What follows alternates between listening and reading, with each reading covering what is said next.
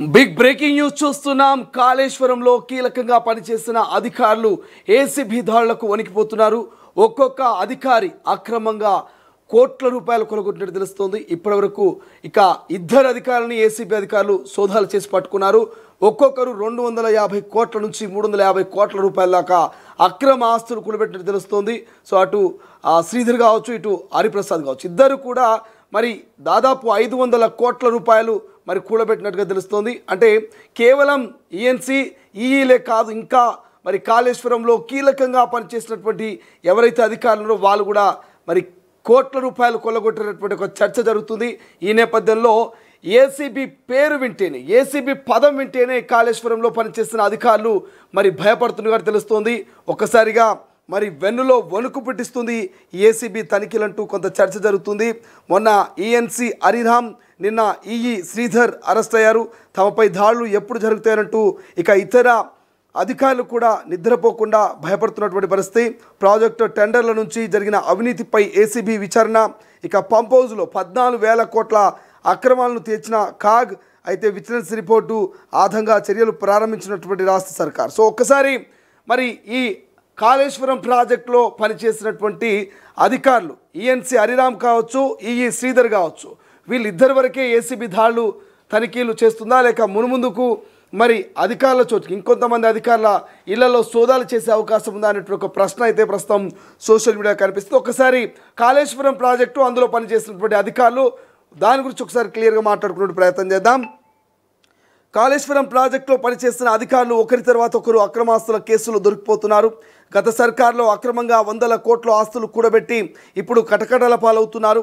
ఇప్పటికే ఈఎన్సీ హరిరామ్ జైల్లో ఉండగా తాజాగా ఈ నూనె శ్రీధర్ ఏసీబీ అధికారులకు చిక్కారు.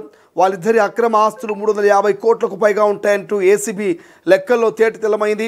ఈ ఇద్దరే కాదు, కాళేశ్వరం ప్రాజెక్టులో భాగమైన ఇతర అధికారులకు అవినీతిలో వాటా ఉందన్న ఆరోపణలు వెలువెలుతున్నాయి. ఇప్పుడు ఒక్కొక్కరిగా ఏసీబీ చేతికి చిక్కుతుండడంతో కాళేశ్వరం ప్రాజెక్టు నిర్మాణంలో పనిచేసిన కొందరు కీలకంగా ఇంజనీర్లకు బుగులు పుట్టుకుంది. తమకు కూడా ఇదే పరిస్థితి వస్తుందేమనంటూ ఆందోళన చెందుతున్నట్టుగా కొంత సమాచారం ఉంది. రైట్, ఇక కాళేశ్వరం టెండర్ల అప్పగింత నుంచి ప్రాజెక్టు ప్రారంభించేంత వరకు అడుగడుగున అవినీతి జరిగిందని ఆరోపణలు ఉన్నాయి. ముఖ్యంగా కాంట్రాక్టు సంస్థలకు అనుకూలంగా వివరించినందుకు కింది స్థాయి అధికారులకు మొదలు రాజకీయ నాయకుల వరకు భారీగా కమిషన్లు నడిచినట్టుగా చర్చ మొదటి నుంచే ఉంది. ముఖ్యంగా ప్రాజెక్టులోని 3 బ్యారేజీలు, పంప్ హౌజులు, వివిధ ప్యాకేజీల పనుల్లో భారీ అవకతవకలు జరిగాయని ఆరోపణలున్నాయి. టెండర్లను నామినేషన్ పద్ధతిలో ఇవ్వడం, ప్రభుత్వం కోట్ చేసిన దానికన్నా ఎక్కువగా టెండర్లు ఓకే చేయడంతోనే అవినీతి మొదలైందంటూ వాదనలు ఉన్నాయి. ఆ తర్వాత పంప్ హౌస్ మోటార్ల కొనుగోలును అక్రమాలు జరిగాయనే ఆరోపణలు వచ్చాయి. అసలు పంప్ హౌస్లోనే దాదాపు 14,000 కోట్లకు పైగా అక్రమాలు జరిగినాయంటూ కాక్ రిపోర్ట్ ఇచ్చింది. ఇక మొత్తం 21 ప్యాకేజీల్లో పంప్ హౌజులలో 8,338 మెగావాట్ల సామర్థ్యం ఉన్న పంపులు, మోటార్లను 18,900 కోట్లతో కొనుగోలు చేశారు. అందులో 6, 8, 10, 11 ప్యాకేజీలోని మోటార్లకు 327% అదనంగా చెల్లించారంటూ కాగ్ పేర్కొంది. ఆ 4 ఫేజుల్లో 7,212 కోట్లు ఖర్చు అవుతాయంటూ నాటి సర్కార్ అంచనా వేసిన నిర్మాణ సంస్థలు మాత్రం కేవలం 1,686 కోట్లే బిహెచ్ఎల్కు చెల్లించినట్టుగా కాక్ తేల్చి చెప్పింది. బ్యారేజీలు, పంప్ హౌజుల కంప్లీషన్ సర్టిఫికెట్లు, సిమెంట్ వర్క్స్ తదితర అంశాల్లోనూ భారీగా అక్రమాలు జరిగాయంటూ ఆరోపణలు వస్తున్నాయి. అయితే కాళేశ్వరం ప్రాజెక్టు కోసం పనిచేస్తున్న కింది స్థాయి అధికారులే ఒక్కొక్కరు 100 కోట్ల కమిషన్ తీసుకుంటే నిర్ణయాత్మక స్థాయిలో ఉన్న వారు ఇంకెంత దోచుకొని ఉంటారనే చర్చ ఇరిగేషన్ వర్గాల్లో కొనసాగుతున్నది. 1,00,000 కోట్ల వ్యయంతో నిర్మించిన ఈ ప్రాజెక్టు ప్రస్తుతం పనికి రాకుండా పోయింది. 7వ బ్లాకు కుంగిపోవడంతో అవినీతి బయటకు వస్తున్నది. అక్రమార్కులు ఢొంకలు కదులుతున్నాయి. పై స్థాయిలో 1,000 కోట్లకు చేతులు మారి ఉండవచ్చు అంటూ అభిప్రాయాలు వ్యక్తమవుతున్నాయి. మొత్తం మీద అధికారులు, నేతల దృష్టి అంతా కాంట్రాక్టర్లు ఇచ్చే కమిషన్ల మీద ఉండడంతోనే క్వాలిటీ లేక బ్యారేజీలు దెబ్బతిన్నాయంటూ ఇరిగేషన్ నిపుణులు అంటున్నారు. ఇక కాళేశ్వరం ప్రాజెక్టులో కొందరు అధికారులు అందరికాడికి దోచుకున్నారనే ఆరోపణలు సైతం వచ్చాయి. సో కొందరు ఉన్నతాధికారులు అయితే గత ప్రభుత్వానికి వంతపాడుతూ భారీగా వెనకేసుకున్నారని వాదనలు ఉన్నాయి. మేడిగడ్డ బ్యారేజ్ కుంగిపోవడంతో రంగంలోకి దిగిన విజిలెన్స్ డిపార్ట్మెంట్ కూడా అధికారుల అవినీతిని రిపోర్ట్లో తేల్చి చెప్పింది. కాంట్రాక్టర్లతో కుమ్మక్కయ్యారంటూ తీవ్రంగా స్పందించింది. ఈ నేపథ్యంలో 17 మంది అధికారులపై క్రిమినల్ చర్యలకు విజిలెన్స్ డిపార్ట్మెంట్ సిఫారసు చేసింది. కాగా అందులో కొందరు అధికారులు తమ తప్పేమీ లేదని చెప్తున్నారు. మరికొందరు అధికారులు మాత్రం విచ్చలవిడిగా అవినీతికి పాల్పడ్డారని ఆరోపణలు వినిపిస్తున్నాయి. అలాంటి అధికారులే ఇప్పుడు జరుగుతున్న పరిణామాలను చూసి కలవరపడుతున్నట్లు ఇరిగేషన్ సర్కిల్స్లో టాక్ వినిపిస్తుంది. ప్రభుత్వం కూడా విజిలెన్స్ రిపోర్టు ఆధారంగానే అవినీతి అధికారులపై చర్యలకు ఉపక్రమించినట్టుగా చర్చ జరుగుతున్నది. కాళేశ్వరం పనిచేసిన మరికొందరు అధికారులపైన రాబోయే రోజుల్లో రైడ్స్ జరగవచ్చంటూ అరెస్ట్ చేసే అవకాశం లేకపోలేదంటూ ప్రభుత్వ వర్గాలు పెద్ద ఎత్తున చెప్తున్నటువంటి పరిస్థితి. ఒక్కసారి మనం కాళేశ్వరం కమిషన్కి సంబంధించి కనుక డిస్కషన్ చేసుకున్నట్టయితే మరి కాళేశ్వరం ప్రాజెక్టుకు సంబంధించి మనము మొదటి నుంచి ఏం జరిగింది, కాళేశ్వరానికి సంబంధించి లక్షల కోట్ల రూపాయలు కాళేశ్వరం కట్టడానికి మరి గత సర్కార్ ఖర్చు పెట్టినట్టుగా మనకు తెలుస్తుంది. ఒకసారి మనం క్లియర్గా మనం మాట్లాడుకున్నట్టయితే ఇప్పుడైతే ఎవరైతే ఇద్దరు అధికారులు ఉన్నారో ఇద్దరు అధికారుల అరెస్టు గురించి కనుక మనం డిస్కషన్ చేసుకున్నట్టయితే ఒక్కసారి కాళేశ్వరం గురించి మనం డీప్గా డిస్కషన్ చేసేటువంటి ప్రయత్నం చేద్దాం. సో ప్రధానంగా కాళేశ్వరం ప్రాజెక్టులో మొదటి నుంచి కూడా అవినీతి అక్రమాలకు పాల్పడ్డారంటూ చర్చ జరిగింది. సో ఈ అవినీతి అక్రమాల నేపథ్యంలో మరి ఒక్కొక్కరుగా తెర మీదకి వస్తున్నటువంటి సిచ్యువేషన్ మనకు కనబడతా ఉంది. సో మనం దాని గురించి ఒకసారి చూసే ప్రయత్నం చేద్దాం. రైట్, ఇక్కడ చూడండి, కాళేశ్వరానికి సంబంధించినటువంటి అంశం మనం డిస్కషన్ చేస్తూ ఉన్నాం కదా. ఈ కాళేశ్వరంలో మరి 14,000 కోట్ల అవినీతి జరిగిందని ఒక చర్చ జరుగుతుంది. ప్రధానంగా 14,000 కోట్ల రూపాయలు ఎట్లా జరిగింది ఏందనేది మనం డిస్కషన్ కనుక చేస్తే ఇక్కడ చూడండి, ఈఎన్సి హరిరామ్ కావచ్చు, కనిపిస్తుందా, ఈఎన్సి హరిరామ్ కావచ్చు, అదేవిధంగా రైట్ ఈఎన్సి హరిరామ్ కావచ్చు. అండ్ దాంతోపాటు ఇంకెవరైతే ఈ మధ్య కాలంలోనే తెర మీదకి వచ్చినటువంటి ఎవరైతే ఉన్నారో ఈ గురించి కూడా డిస్కషన్ నడుస్తూ ఉంది. ఈ గురించి కూడా మనం డిస్కషన్ చేద్దాం. సో ఇక్కడ చూడండి, మీరు ఈఎన్సి హరిరామ్ కావచ్చు, శ్రీధర్ కావచ్చు, ఇక్కడ శ్రీధర్ కావచ్చు, అదేవిధంగా హరిరామ్ కావచ్చు.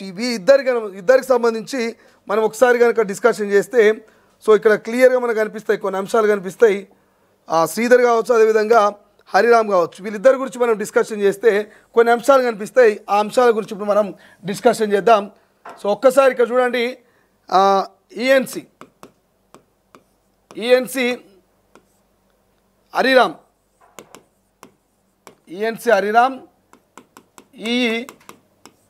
శ్రీధర్, ఈ ఇద్దరు గురించి మనకు డిస్కషన్ చేసుకున్నట్టయితే ఇక్కడ హరిరామ్కి సంబంధించి కావచ్చు, శ్రీధర్కి సంబంధించి కావచ్చు, ఏసీబీ ఎప్పుడైతే ఎంట్రీ ఇచ్చి ఎప్పుడైతే ఏసీబీ సోదాలు చేసిందో అప్పటి నుంచి అసలైనటువంటి కథ తెర మీదకి వచ్చింది. ఈ నూనె శ్రీధర్కి సంబంధించి ఆ ఏసీబీ తనిఖీలు కనుక చేస్తే ఏసీబీ తనిఖీలో విస్తుపోయే అంశాలు బయటకు వచ్చినాయి. ఏమేమి వచ్చినాయి మీ అందరికీ తెలుసు. దాదాపు ఈయన కొంతమంది 500 కోట్ల రూపాయలు అంటారు, ఇంకొంతమంది 200 కోట్ల రూపాయలు అంటారు. బట్ ఇక్కడ ఈఎన్సి హరిరామ్ కూడా 150 కోట్లు అంటున్నారు, ఈయన 250 కోట్లు అంటున్నారు. బట్ ఏదేమైనా అఫీషియల్గా మాత్రం ఇద్దరు కలిపి దాదాపు 350 కోట్ల రూపాయలు అంటున్నారు. అంటే అఫీషియల్గా అనుకుందాం, అన్అఫీషియల్గా ఇద్దరు కలిపితే దాదాపు 700 కోట్లు అయినా కూడా ఆశ్చర్యపోవాల్సినటువంటి అవసరం లేదు. సో ఇక్కడ ఓన్లీ పంప్ హౌస్లోనే 14,000 కోట్ల రూపాయల అవినీతి జరిగింది కాళేశ్వరం ప్రాజెక్టులో అనేటువంటి చర్చ కూడా జరుగుతుంది. అంటే నేను ఇవన్నీ ఎందుకు చెప్తున్నా అంటే కేవలం ఇక్కడ ఈఎన్సి అధికారి కావచ్చు, లేకపోతే ఇక్కడ ఎగ్జిక్యూటివ్ ఇంజనీరింగ్ కావచ్చు, ఇట్లా కింది స్థాయి అధికారులు ఇంజనీర్లే మళ్ళీ 100 కోట్ల రూపాయల అవినీతికి పాల్పడి 100 కోట్ల రూపాయల ఆస్తులు కూడా పెట్టుకొని 100 కోట్ల రూపాయలతో పెద్ద పెద్ద కార్లు, లగ్జరీ లైఫ్లు, బిల్డింగ్లు కట్టి మరి ఇక్కడ ఆశ్చర్యమైంది. ఈ శ్రీధర్ అనేటువంటి ఆయన కొడుకో బిడ్డ నాకైతే ఇట్లా అట్లే కొడుకు అంటున్నారు, కొడుకు పెళ్ళి థాయిలాండ్లో చేసిరట. ఇక్కడ నుంచి 200 మందిని తీసుకొని పోయి మరి థాయిలాండ్లో పెళ్లి చేసిరట. మరి అన్ని డబ్బులు ఎక్కడి నుంచి సంపాదించుడు శ్రీధర్ అంటే ఆయన ఒక ఎగ్జిక్యూటివ్ ఇంజనీర్గా అయ్యి మరి కాళేశ్వరంలో పనిచేస్తే ఆయన 200 కోట్ల అధిపతిగా ఎట్లా మారిండు అంటే కింది స్థాయి అధికారులే 100 కోట్లలో స్కాములు చేస్తే మరి పై స్థాయిలో ఉన్నటువంటి మాజీ ఐఏఎస్లు కావచ్చు, మాజీ మంత్రులు కావచ్చు, మాజీ ముఖ్యమంత్రి కావచ్చు, లేకపోతే అక్కడ ఉన్నటువంటి కాంట్రాక్టర్లు కావచ్చు, మరి వేల కోట్లలో దోచుకున్నారనేటువంటి ఒక చర్చ జరుగుతున్నది. అందుకే కాళేశ్వరం కమిషన్ అనేది ఒకటి ఏర్పాటైంది. ఆ కమిషన్ ముందట 115వ వ్యక్తిగా మెంబర్గా కేసీఆర్ను కాళేశ్వరం కమిషను విచారించింది. కేసీఆర్ ఎంత 115 కేసీఆర్ నెంబర్ 115 ఈయన కాళేశ్వరం కమిషను కేసీఆర్ను విచారిస్తే కేసీఆర్ నాకేం తెలియదు, టెక్నికల్ అంశాలు నాకు సంబంధమే లేదని చెప్పేసి మరి ముద్దుగా తప్పించుకునే ప్రయత్నం చేస్తున్న ఒక చర్చ కూడా జరుగుతున్నది. సో ఈ ఇద్దరు